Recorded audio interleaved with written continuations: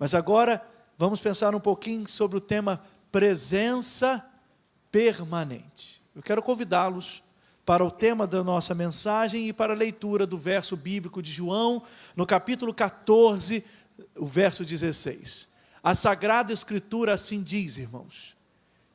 Creio que a gente pode fazer uma leitura conjunta desse texto, não é? É um verso apenas e muito bonito. Vamos ler juntos essa palavra de Jesus Cristo? E eu rogarei ao Pai, e Ele vos dará outro Consolador, para que fique para sempre convosco. Meus irmãos, é muito interessante observar nesse texto, que Jesus vai falar conosco. E Jesus vai dizer para os que ouviram primeiro essa palavra, mas vai dizer para nós também no dia de hoje, que Ele está falando que Ele vai enviar o Espírito Santo, o seu Espírito, mas que Ele chama nesse versículo, usando a expressão, eu vou enviar outro Consolador. A expressão que Ele separa, eu vou enviar para vocês outro Consolador. A palavra utilizada por Jesus nesse texto, o registro que temos da palavra, é de uma expressãozinha na língua original do Novo Testamento. A Bíblia, ela foi escrita originalmente em 3 idiomas. Majoritariamente no Antigo Testamento, nós temos a Bíblia escrita no hebraico. O hebraico é uma língua tão difícil, mas dá para aprender. Pastor Wilson ensina, viu? O hebraico, ele é diferente. A gente começa a ler na nossa posição, a gente vai lendo, começando da esquerda para a direita, não é assim que a gente lê? O hebraico é o contrário, irmãos. Eles começam a escrever da direita para a esquerda. Mas dá para aprender. A Bíblia também tem um texto em aramaico. Mas quando a gente pensa no Novo Testamento, majoritariamente, nós pensamos na língua grega, no texto escrito em grego. E o registro desse texto vai dizer que a expressão no grego outro, a mencionada foi a palavrinha alós. Outro, alós, olha que coisa. Outro do mesmo tipo. E a palavrinha para consolador, eu acho que tem na projeção, só clicar mais uma vez. A palavrinha para consolador é uma palavrinha chamada parácletos. Eu não sou muito de ficar falando desses termos gregos, não, mas nessa manhã tem propósito. É por isso que eu estou citando. Parácletos. Que significa o seguinte, irmãos, chamado para o lado de alguém. É quase isso aí. Um parácletos. Uma pessoa que vai estar do lado. Há momentos em que a tradução até desse termo, traduzem até pela expressão que alguém ao lado, até para a figura de um advogado. Advogado. O que acontece com um advogado? Você vai defender uma causa, você tem uma situação, e às vezes o juiz, ou quem está te acusando, é tão bom na fala, que se você não tomar cuidado, você que entrou inocente sai culpado. O pastor Fausto disse que a esposa dele estava com um carro parado uma vez no centro do Rio de Janeiro, veio um caminhão, ela estava parada numa vaga correta, o caminhão encostou. Só que quando foi para ter como é que é negócio para conciliar? O nome que chama quando está reunido? Audiência. Quando foi ter audiência de conciliação, ela não sabia de nada. Fausto, isso é uma coisa simples, a conciliação foi sem advogado. O advogado da outra parte arrumou um jeito, e ela, na verdade, ela acabou saindo culpada por parar o carro numa vaga permitida naquele horário. Aquele horário era para o caminhão passar, não era para ela estar ali. Estava sem um advogado. O advogado chega, e eles falam um negócio que a gente não entende. Mas não é que eles conseguem ir desenvolvendo a coisa? E vai, eles falam difícil, gente, porque se a gente descobrir o que eles falam, a gente não paga mais ele para defender. Né, Kíssila? Então isso faz parte. Fechou a brincadeira, claro que isso foi brincadeira. Mas por que a gente vai acompanhado de um advogado? porque ele consegue interpretar melhor diante do juiz a petição, a causa. Meu Santo de Deus, quando vai te utilizar essa palavra, que ele é nosso advogado, que ele é esse defensor, que ele esse consolador. Sabe por quê? É porque ele vai interpretar as nossas petições diante de Deus. E a Bíblia diz então que nós pedimos, mas nós pedimos mal, nós não sabemos como pedir, mas o Espírito intercede por nós com gemidos inexprimíveis. É como se nós orássemos em nome de Jesus, e o endereço está chegando, e o Espírito diz assim: Pai, ele usou essa palavra, mas não dá isso não, porque ele nem sabe o que ele falou. Na verdade, o que ele precisa, essa palavra é essa aqui. Ainda bem que nas nossas orações nós temos o Espírito Santo de Deus, esse Consolador. Mas Jesus disse assim: olha, eu estou indo para o céu, eu estou indo embora. E agora o povo de Deus fica desesperado, a igreja fica desesperada, os discípulos ficam desesperados, porque como que nós vamos conseguir viver sem Jesus? Ele ensina a gente, ele que está caminhando com a gente. Agora Jesus diz que ele vai embora. Você imagina, irmãos, nós sabemos hoje pós-ressurreição, mas eles estavam caminhando com Jesus lado a lado, e agora eles ouvem sobre a morte de Jesus. Mas Jesus diz: não fiquem preocupados, não fiquem preocupados, eu vou subir, mas eu vou enviar para vocês outro Consolador. Aí eles podem ter pensado: mais outro? Ah, não, a gente quer o Senhor. Aí Jesus diz assim: mas é outro. Ele usa uma palavrinha que eles entenderam, por isso eu citei esse alós. É outro do mesmo tipo, é igual. Alós é uma palavrinha para outro, quando é outro igualzinho. E quando é outro diferente? Aí eles usam outra expressão grega, que é a expressão heteros. É diferente. Eu acho que isso tudo deve estar aí, se vocês tentem me acompanhar. Ah, está lá, ó, eu que não estou acompanhando. É outro.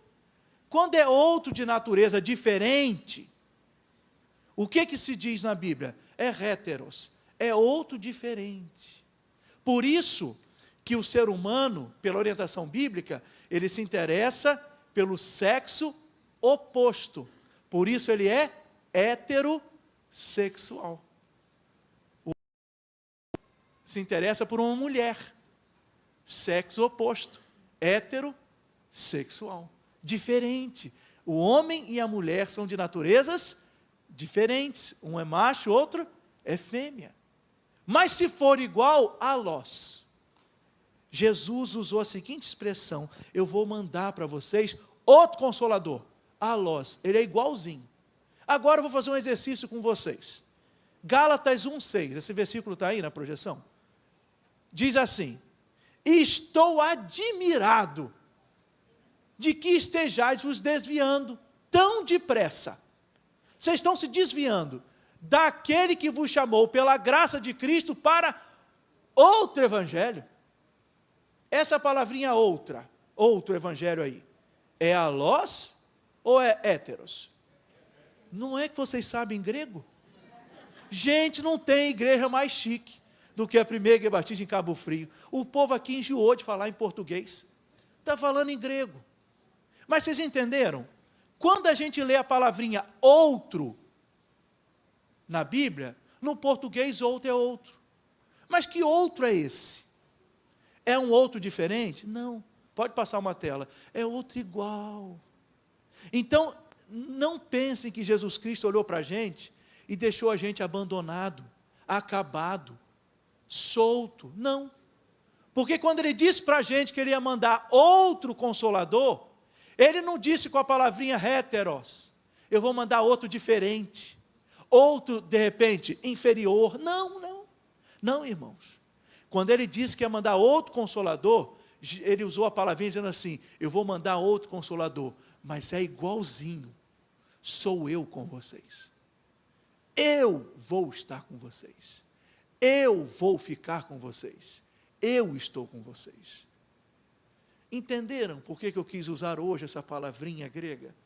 Foi para dizer o seguinte para você, meu irmão, minha irmã, Jesus te ama tanto, que antes de voltar, de ascender aos céus, Ele garantiu para você, eu vou ficar para sempre com você. Se eu não ficarei com você, nessa forma que você pode tocar, carne e osso, não se preocupem, eu vou estar para sempre com você, porque eu em espírito estarei com você. Então a presença é permanente, a presença não muda, ela está conosco. Você tem, irmão, o Espírito Santo de Deus na sua vida, no seu coração. É isso que cremos. Ah, pastor, mas de repente, não estou dizendo, eu ouvi outra explicação. Não, irmão, nós estamos explicando aquilo que cremos pela palavra de Deus. Todo crente, todo servo de Deus, a marca dele é a presença do Espírito Santo de Deus na vida dele. O Espírito Santo é inferior? Jamais, porque Jesus disse que o Espírito Santo é outro da mesma categoria, igual. Permitam-me, sem citar nomes, mas porque aí eu consigo facilitar bem a questão. Todo mundo sabe que no mundo do futebol tem os titulares e tem o banco de reserva. Eu fico imaginando a dor de um técnico de futebol quando ele tem que substituir algum titular. E ele olha para a bancada e diz, é muito diferente o nível. Se eu tirar fulano e botar ciclano, o time vai despencar. Não acontece isso no mundo do futebol. Mas quando ele olha para trás, ele falou assim, nossa, eu tenho um banco na mesma qualidade. Se eu tirar fulano e botar ciclano, vai ganhar, vai jogar. Eu não estou citando o time de ninguém, nenhuma referência, que a turma está tudo me olhando assim. Eu não estou falando de jogo de futebol. Eu estou dando exemplo da logística do futebol. Meus irmãos, talvez você diga assim, eu estou olhando Jesus. Mas se você olhar o Espírito Santo de Deus, você está vendo a mesma coisa. Eu e o Pai somos um. Jesus já falou isso. E ao enviar o seu Espírito, ele diz, é da mesma categoria. É isso que acontece. Nós temos a presença do Espírito, irmãos. Então eu vou fazer apenas 2 afirmações, para a gente encerrar. A primeira afirmação é sobre a presença permanente no Novo Testamento. Meus irmãos, no Antigo Testamento, o ministério do Espírito Santo era transitório. O que é isso? O Espírito vinha, realizava a função e saía. É por isso que, por exemplo, quando Saul era o rei, sobre ele estava o Espírito. Mas depois que o Espírito dele deixou, foi sobre o novo rei. Agora é sobre Davi. O ministério não quer dizer que o Espírito Santo no Antigo Testamento não estava em todo o tempo. Estava em todo o tempo, claro, mas realizava questões do seu ministério transitório, temporário. No Novo Testamento, ele passou a ter um ministério permanente. É por isso que não cremos que o crente perde a salvação. Porque quando você se converteu, o Espírito Santo de Deus passou a habitar em você. E é permanente. Permanente. É a promessa do Novo Testamento.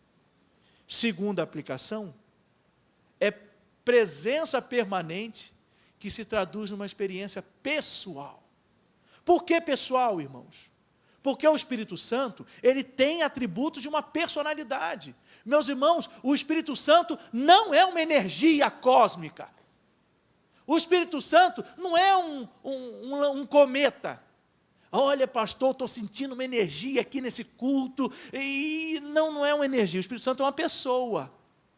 Ele é uma pessoa. Ele está atuando na nossa vida. Ele tem características, atributos de uma personalidade. Ah, pastor, eu amo estar no ambiente de vocês evangélicos. Nossa, é uma energia tão boa. Você pode explicar a essa pessoa, essa energia tão boa, sabe o que é? É a presença do Espírito Santo de Deus. Não é simplesmente uma força, é uma pessoa. Por que ele tem atributos de uma personalidade? A Bíblia diz que ele tem intelecto. O Espírito Santo de Deus tem vontade, tem sentimento. Quem tem sentimento? Uma energia tem sentimento, irmãos? Não, mas uma pessoa tem. Essa luz é uma energia, se você desligar ali o disjuntor, acabou. Ninguém desliga o Espírito Santo de Deus, ele é pessoa. O Espírito Santo de Deus também, irmãos, exerce atividades pessoais. Ele faz como pessoa, ele revela, ele ensina, ele clama, ele fala, o Espírito Santo ordena, o Espírito Santo testifica. Então não é uma energia, é uma pessoa. Meus irmãos, o Espírito Santo, ele é sujeito ao trato pessoal. Então ele é pessoa, ele sofre oposição. Por isso que a Bíblia diz, não resistais ao Espírito. Há pessoas que vão resistir, vão se opor. O Espírito Santo não deve ser entristecido. Irmãos, então é pessoa.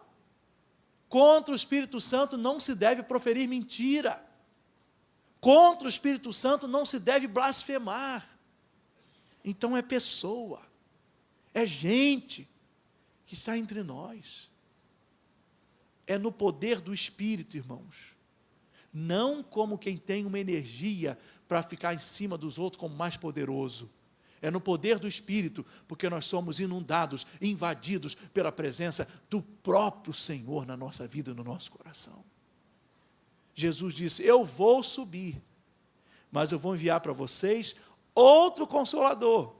Mas não se desesperem, é outro da mesma natureza, é igualzinho. É essa a presença do Espírito Santo de Deus na nossa vida, irmãos. Então nós não estamos sozinhos. Nós conhecemos por experiência o que o Espírito Santo de Deus pode fazer. Nós sabemos o final da condução do Espírito Santo. Meu irmão, minha irmã, você é alguém guiado pelo Espírito Santo de Deus. Agora, existe uma diferença. Você é alguém salvo. O Espírito Santo de Deus habita em você. Agora, existe uma diferença entre ter a presença do Espírito e ser cheio do Espírito Santo de Deus. Porque o crente, ele tem o Espírito Santo de Deus como marca no seu coração. Mas ele tem que deixar-se encher pelo Espírito. É quando a gente vai esvaziando o copo de nós mesmos e colocando o Espírito Santo nele. É esse o desafio da nossa vida. Você quer ver um exemplo como que o Espírito Santo ele vai preenchendo os nossos espaços? Ele vai preenchendo o nosso ser, ele vai inundando a nossa vida, nós vamos nos tornando cheios do Espírito. Você se converteu, meu irmão, e você, pastor, eu não guardo o almoço para janta. Comigo é, bateu, levou. Vem nessa língua, eu não penso, essa língua manda. Se soltou, soltei. De repente você vai ter uma reação, uma situação, de repente você se segura, opa. Aí você engole, aí você diz assim, não estou me reconhecendo. Sabe o que aconteceu? O Espírito Santo de Deus segurou. Domínio próprio. Mas não dá, pastor, porque eu ia soltar. Mas o que foi isso? Isso é a função do Espírito Santo de Deus trabalhando na nossa vida, irmãos. Porque o Espírito ensina a gente a falar e a calar. O Espírito Santo ensina a gente a parar e a andar. Irmãos, quem pode entender o Espírito Santo de Deus na sua plenitude? Não dá. Mas esse Espírito disse assim para Paulo, não vai pregar. Pastor, que coisa esquisita. O Espírito falou para não pregar? Falou, irmãos. Impediu de pregar. Porque o Espírito Santo sabe a hora de falar e a hora de calar. Vocês se lembram no sermão domingo passado, à noite, quando eu compartilhei pela graça, pela permissão de Deus com vocês, de que a presença do Espírito Santo, a gente tem que agir no poder do Espírito, mas que a igreja não pode ir ao mundo ainda, porque ela tinha que esperar o Espírito. Ué, como é que a igreja fica esperando, pastor? Porque o Espírito sabe, Deus sabe, Deus age, Deus controla, Deus direciona, é outro da mesma natureza, irmãos. Eu queria muito que você nunca mais esquecesse isso, que você saísse daqui dizendo, olha, eu tenho o Espírito de Deus na minha vida. Que Espírito? É tudo igual, o Espírito da minha vida é meu Deus, é meu Jesus, é a mesma natureza, eu tenho Deus no meu coração. Presença permanente, e a gente não consegue entender, mas sabe o que é isso, meu irmão? É Deus. E eu ouço tanto testemunho bonito assim, pastor, eu tinha umas reações, eu falava uns negócios, eu pensava umas coisas, nem eu estou me reconhecendo, graças a Deus, é o poder do Espírito Santo de Deus na sua vida e na minha vida. Só que, irmãos, a obra é obras, o tempo todo, e fiquem tranquilos, amanhã é segunda-feira, amanhã estaremos melhores do que hoje. Cada dia um tijolinho nessa construção. Pastor, mas às vezes a gente erra e toma um tombo da escada, tem que voltar para o primeiro degrau. Eu sei que acontece, irmãos. Mas a gente todo ralado, é auxiliado pelo Espírito Santo de Deus, e a gente começa a subir de novo essa escada. Só que quem já subiu até um degrau, nos primeiros vai com mais confiança. O Espírito Santo de Deus nos leva, nos conduz. E nós somos assim, por causa dessa presença na nossa vida. Não aceite, nunca alguém dizer para você, você é crente? Sou. Você não tem o Espírito Santo de Deus. Não, peraí, então eu não seria crente. Eu tenho. Na verdade, o melhor até é dizer o seguinte, você está certo, eu não tenho não. Ele que me tem. Mas eu já sou dele. Eu já estou inundado, tomado, possuído pelo Espírito Santo de Deus. É isso que nós somos. A igreja. A igreja.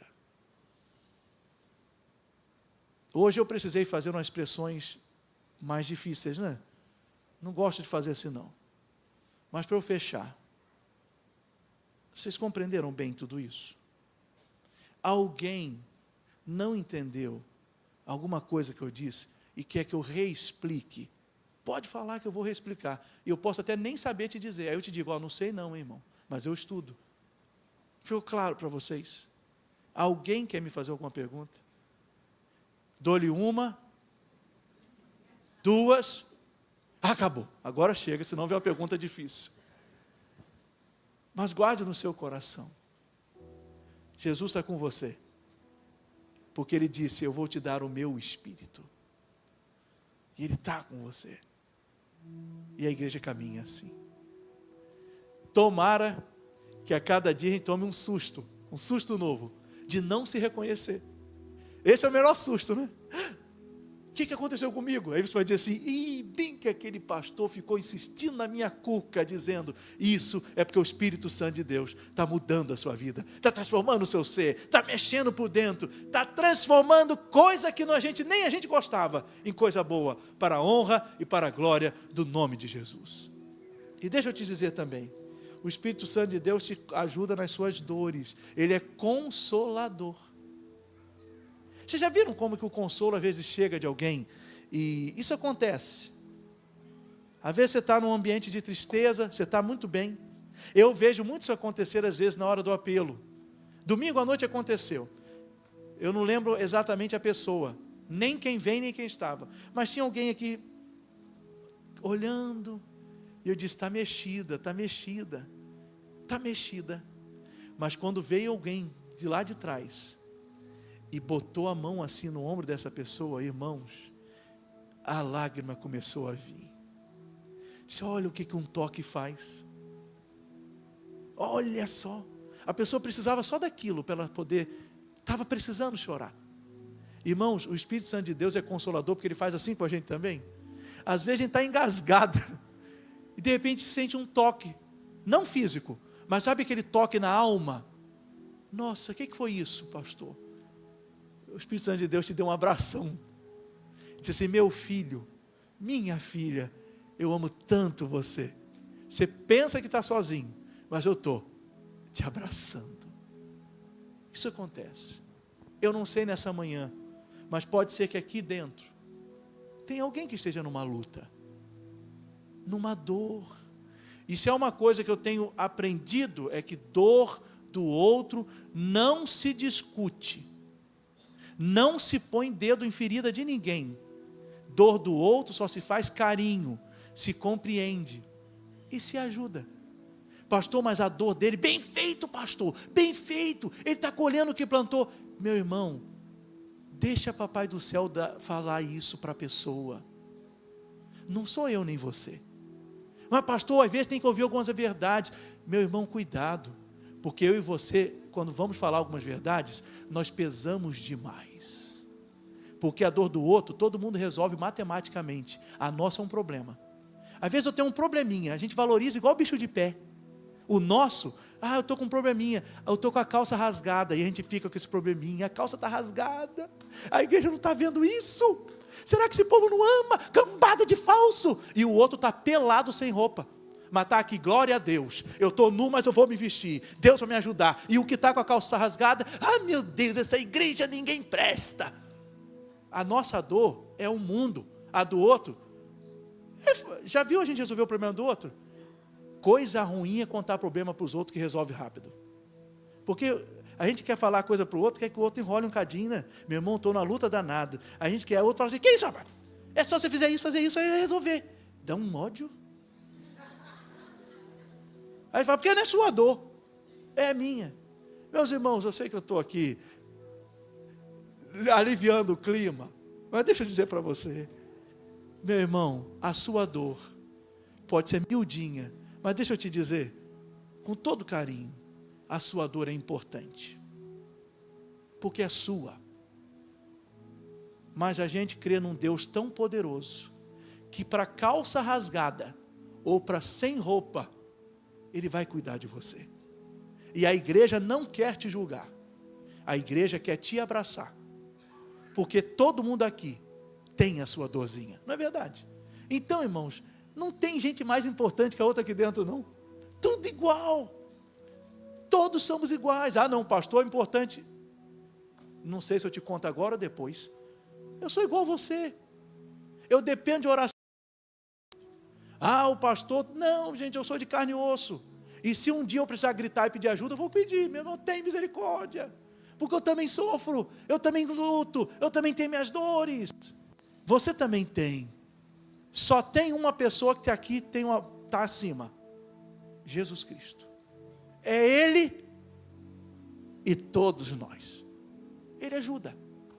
Então, aqui está um pobre coitado, necessitado da graça, dizendo para os necessitados da graça, que são iguais a mim, Deus vê a nossa dor. E o Espírito Santo de Deus está agora colocando a mãozinha santa dele, mãozinha no sentido carinhoso, essa mãozinha santa, dizendo assim, eu amo você e eu vou te ajudar.